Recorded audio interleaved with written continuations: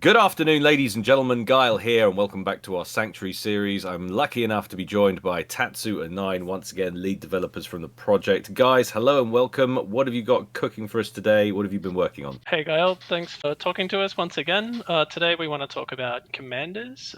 We want to have a second wind mechanic where when your commander gets sniped, you can actually bring him back. And we want to talk about our revamped upgrade system and chassis upgrade system for commanders. The idea with the second wind, or that's how we're calling it for now, is that when your commander is downed for a first time, and there's really only two times, you get kind of like a wreck. You're not out. You're still playing. You're still controlling your units and everything, and your commander is not dead. It hasn't blown up or anything like that. And this this gives you time. It's gonna have a timer, and at the end of the timer, the commander comes back up, right? And this is an innate ability that's built into the commander from the start of the game, but it's a consumable. You only have it once, right? And what happens with that is that if you get a sudden surprise, kind of what happens a lot of the time with getting sniped, you have the possibility to kind of walk that back. To gain back control of the area, be it air, land, or if you were in the water, navy. And if you secured the area, then when the commander comes back up, then usher him out of there and potentially live to fight another day. However, if the situation was well and truly dire, you were well and truly surrounded, and you can't get back control of the situation before the timer times out, well then you'll just be caught in that trap. So that'll be game over. So yeah, that's essentially the idea. We really love the commander type gameplay that's in a lot of these types of RTSs where, there's some units in front of you, they're all coming in, you're about to die, your only hope is your commander, you drop him in there, you start using your special weapons and abilities, you push in the front line back. It's really exciting gameplay. It's some of the best gameplay, not just the high level strategy, but it's a bit more like now and here, and Yeah. it feels like it's you. But what's not great is when you're in a team game and it's a 5v5 and you're playing for 40 minutes and then a bunch of planes come out of nowhere and just kill you. And this is an attempt to fix that because for a lot of people that's not fun. And I know people who uninstall the game. They don't like rage quit by turning off the game. They rage quit by uninstalling the game because of things like this. So what we're trying to do is to like give the plan B. You die, you fall down, and maybe your teammates can come and set up some shields around you and keep you safe, or maybe they can't because you just got no chance. Because if you lost to an army, the army would be able to keep that position, but if you lost to a little snipe, then they wouldn't be able to hold that ground. So it's kind of a bit of snipe proofing, really.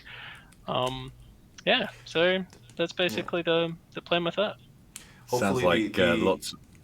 Yeah, sorry, I was about to Sorry, say, go ahead. hopefully the idea that you can only have that, second wind once means that, well, it doesn't completely remove the ability to snipe, especially if you really have a serious amount of firepower at your disposal. You could send it in two ways with interspaced with that delay, right? And then you can really finish off the game. Makes it a bit harder to execute, but makes it still a possibility. Yeah, and I think the other thing that we should say is that this is a potential game mode. Like, we would still keep the other game mode where you just get sniped and you die. So, like, people can pick what they want to do because you have your, like, epic pro players and you have your more casual gamers. And this is, giving options to both crowds. Or could it be something, for instance, an upgrade that you put on your commander, so that I don't know, give you the option of Yeah, enhancing we your talked commander about if that you're as worried well. about that? Yeah, Yeah. we Once you lose your snipe proofing, you could get it back by building a super expensive upgrade or something like that. yeah. These are all options on the table. Like, we're going to balance this stuff out way later in development. Right now, this is just like one of the key ideas that we want to put inside our game. Yeah, we do. Well, the idea would be to start with it, right? Not have to build up to it. Right. It's, that could be a possibility that you have to build up to it. Still, brainstorming that, but we prefer so far the idea of starting out with it, and yeah, potentially you could upgrade back to it if it's really expensive. I don't want it to be like completely cheesable as a mechanic, because then it's like you can't manage to kill your opponent when you do have the firepower, when you do warrant a victory. So yeah, it's all a question of balance. Yeah. Anything that reins in the cyber and telemaser snipes is is good with me. Sounds like, yeah, one too many traumatized victims of that strat getting around the table and deciding enough's enough.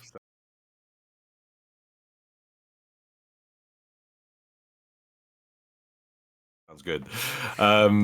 So yeah, and you say you were working on some things on the upgrades front as well, or? That's right. Okay, so some pretty interesting things. Once again, the commander upgrade behaviors are really like, they're kind of like almost romantic to me. They're just really cool, right? You get your gun, you charge in there, then you like come out, you get your other upgrade or whatever. Maybe you try and rush an economy upgrade or something like that. So the upgrades, I think, add a real richness to these types of games, and that's something that we want to like do as well, but also do it a bit differently and maybe do it a bit better. So what we want to do is actually only have a few upgrades, like say like 3 that you can pick from. But you can upgrade the chassis of your commander. So there would be a light chassis, a medium chassis, and a heavy chassis. And what you do is you take your commander to a building called the operating theater, where you get like physically dismantled and torn apart and reassembled as something else, which may be like a heavy bot, like a much heavier, much taller, much tankier bot. Or maybe it's not. Maybe it like floats. Maybe it's got hover ability, or maybe it's like a truck. So it doesn't necessarily have to have 2 legs and 2 arms like the classical commander. So the different chassis, they would come with like different kind of like base stats. Like the movement speeds and the hit points would be different. But also the upgrades they can have are different. So when you have your light commander, you would have these 3 upgrades that you can choose from, and your medium commander could have these 3 upgrades, and your heavy commander could have these 3 upgrades. And what this does is it allows us to have really brutally big upgrades on the heavy commander, because the chassis is very expensive, but also the way it changes scouting. What you're doing is you're sort of like announcing to the whole world that you're probably going to have a telemaser soon, because you just got the heavy mech upgrade, right? Like the chassis change. People are going to see that a mile away because it's going to be expensive. They're going to know what it means, and they're going to start building the defense. So just how you were saying that, it's quite annoying, some of these things. It's also really cool to like, use that upgrade, right? So Yeah. the balance here is to just make it way more scoutable. With the different chassis, there will be very evident, very obvious visual cues. Like with the heavy chassis, you're actually gonna have a unit that's much bigger for the commander, and as such, when you scout that, it's not like like we're gonna potentially have a different strategical icon for different chassis. I think we should. And as well, the model that you'll have will be of different proportions and very different look.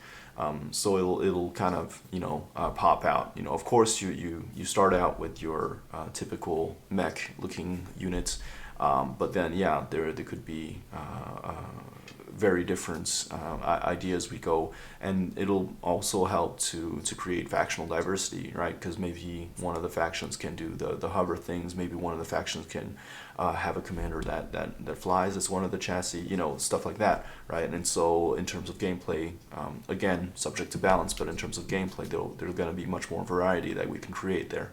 So, do you envisage, when you're talking about a heavy chassis, for instance, do you envisage that potentially being as creating your commander or remaking him in such a way as to essentially create a type of experimental level weapon, or like, along with the other kind of, I don't know, large experimental style? I know it's slightly different, but I'm relating it back to Supreme Commander, Yeah. of course.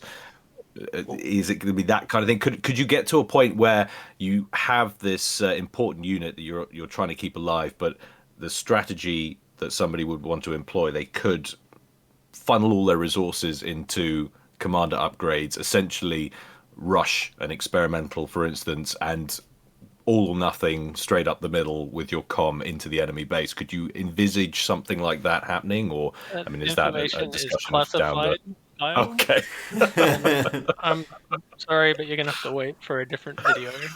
fair enough. As long as I get the exclusive, I don't mind. So the other thing, what did we want to say about that? There's another thing you can do with this kind of chassis system, which involves a kind of balance mechanic, because you can give the really good upgrades to the really bad chassis. So let's say there was like some super economic upgrade where you get like zillions of resources. Well, maybe you can't have it on the really strong chassis. You can only have it on the weak chassis. So it becomes a trade-off, and that's a different way of balancing games, is to give a disadvantage to the really epic thing, and now you can make things more epic because you've given them a big nerf as well. So it's just an interesting thing, but that's pretty much it for the upgrades mechanic. Tatsu? Yeah, it'll make it all the more emotionally difficult to change chassis when you've got when you've put a lot of economy into something perhaps very aggressive or very tanky and stuff like that, and now you want to switch it back because of how the tides of the gameplay switched. You want to switch it back to an economy focused chassis. Well, them's the breaks. You're gonna have to bite the bullet and make that very, very costly change that loses a lot of that investment. But that's what you're gonna have to do to kind of earn the victory, right? So Great that's stuff. pretty much it for the chassis and upgrade mechanic. And I think all up these changes are gonna make like fighting a bit fresh, and the commanders are gonna be really fun to use. But at the same time, give the other players a big warning what's coming up, because I don't like losing games because the other guy got an upgrade that I didn't realize. Like that's not really fun gameplay for me. But yeah, hopefully this will bring balance to the force. Definitely sounds like you've expanded on the whole upgrade mechanic a long way, and I love the idea of a second wind, and also potentially a game mode as well, which is toggleable. So if people wanted a slightly different, an older style thing, maybe where that's not included, I don't know if that's an option. Giving players choice is always something good. But thank you so much for joining me once again, guys. Final word to you as always. What can people do if they want to support you and your project? Please join our Discord. It would mean the world to us. We have a rapidly growing community, and it's a great place to get information about the game, get all the latest news, perhaps contribute to the project, and create content with us like maps and unit arts and lore and all that stuff. Yeah. This whole project, it started off just Tatsu and I, just two guys on the internet who wanted to blow tanks up and make a game. And things have come along really well. Like, we've got 18 people on the team at the moment. We've had a lot of cool things happen, and it's all really down to the Discord community, raising the profile of the game, raising the awareness. We had a publisher contact us, wanting to start negotiations. Things are going pretty good, and what makes it go well is the Discord numbers. So if you want to support the game and you want to make it a reality, then please just hit the join button, tell your friends to hit the join button. If we can get the numbers up, then amazing things are going to happen in this space. And once again, Guile, thank you for all of your support throughout this year. It's been absolutely amazing for our project, so thank you. Always a pleasure, guys. Thanks so much, and thanks everybody for tuning in once again. Until next time, guys, stay well and stay safe. This is Guile, Tatsu, and Nine signing out.